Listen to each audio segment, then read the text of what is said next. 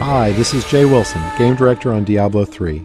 Today I'm going to tell you about a new feature we've added called Artisans.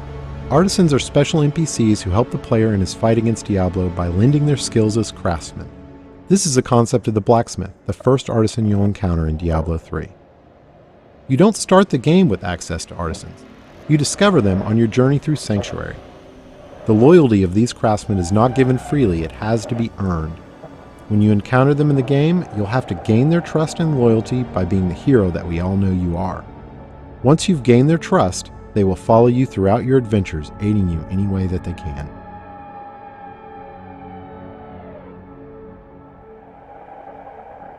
We knew we wanted to add a crafting system to Diablo 3, but we felt that the idea that the player would have a side job on top of the immediate pressure of saving the world didn't really fit the tone of a Diablo game. We also didn't want the player to have to spend a ton of time banging on an anvil when they should be out killing things. So instead, artisans will do the crafting for you. As you can see, the blacksmith has set up shop in New Tristram and is ready to help out. Artisans can act as a normal vendor, selling a variety of useful items and purchasing anything you don't want to keep in your bag. All artisans can also craft certain items, depending on the type of artisan. The blacksmith mostly focuses on weapons and some types of armor. On top of that, all artisans have special abilities unique to them.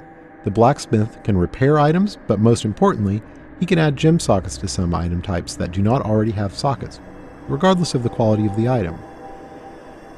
In addition, all artisans have training options so you can upgrade them, and talk options for that all-important gossip about what's happening in the world of Sanctuary. Let's talk about crafting first. Crafted items are meant to be an alternate way for the player to acquire items.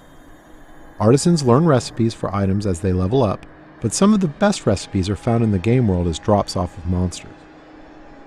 Once an artisan has learned a recipe, he can craft it as long as you provide the materials and some gold to cover his expenses. In keeping with Diablo tradition, we didn't want a crafting system that produced completely predictable items, so most items your artisan creates will have a series of set and random properties. Here we see a few items that have some set, but mostly random properties. These could be good for any class depending on what properties they produce.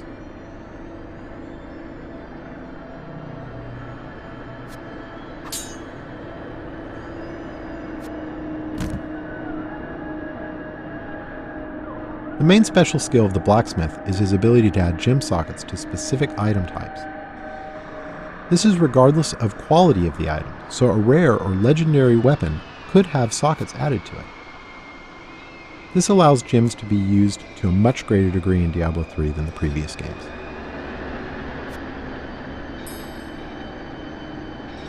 To craft items you need materials. Materials are acquired primarily through salvaging. You can use a special artifact you acquire that allows you to break items down into materials that can be reused in the crafting process. This has a couple of advantages.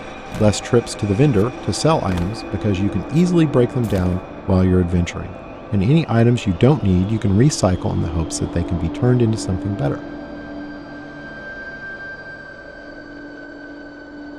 Artisans can be improved over time. The artisan does this by using crafting materials you provide him to train and practice. As you can see, once you've acquired the right materials, the upgrade process is quick.